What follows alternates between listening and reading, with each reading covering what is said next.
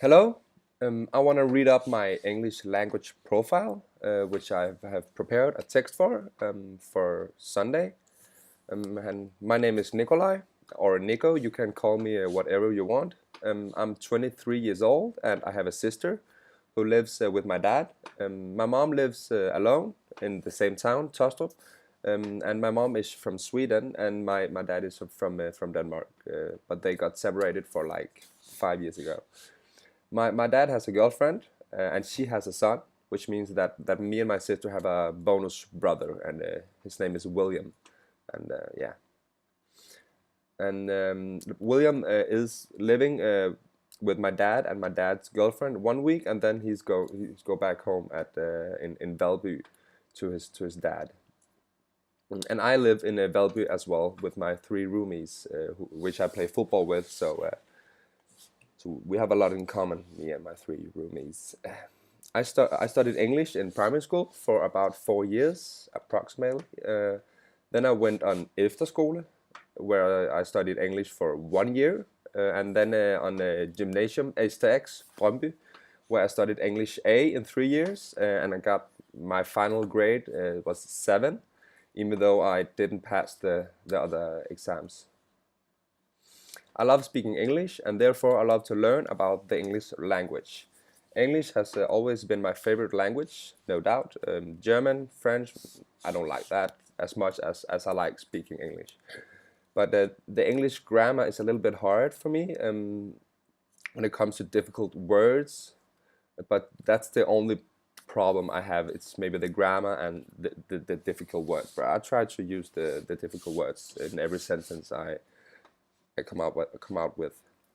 My English is very good, and when I use it in my normal life outside the classroom, it works fine. It works well. I can communicate with people, and I think it's because I've been in the USA, I have been in China, I have lived in Brazil for 3 months, and a lot of other countries I've traveled around with my dad because he's an engineer, and he had lived in many countries where I've visited him and seen what he has been doing and what he worked with, and therefore I've used my English language to communicate with my dad's colleagues and friends, which I found at the hotels we were staying at.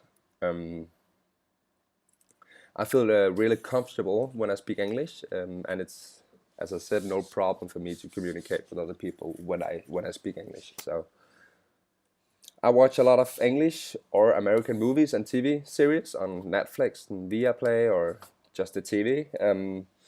And I play computer. And when I play computer, we use English to communicate because there are a lot of people from Russia or Saudi Arabia, or it can be Uzbekistan or Africa, and the language we use and we play computer is English. So I learn a lot of playing computer and watch movies there as well. When I watch a movie, I have Danish subtitles on, but I think I read the subtitles because it's a habit. I can watch a movie without Danish subtitles and understand it.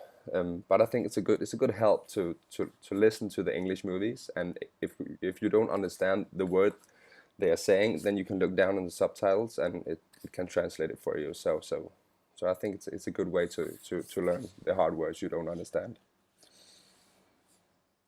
Um, the different dialects is not a big problem, but it's easiest for me to understand American, of course, or English. But people from Ireland or Scotland, or maybe it could be New Zealand or Australia, it's harder to understand for me because it's not the English that I speak. But I'm doing fine. Um, I have a lot of friends from America and Uzbekistan and Norway and South Africa.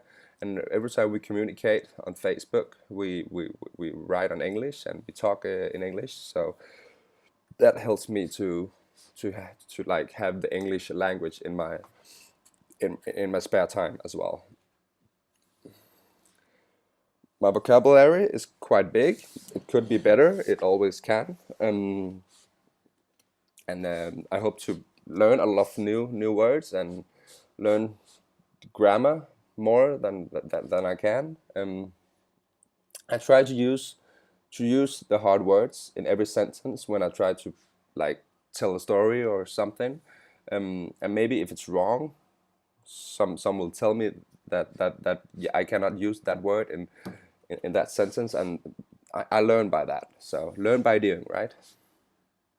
I hope to learn more hard words when we're studying English here at Niels Brock, and maybe understand the grammar more than I do right now, because that's my weak side.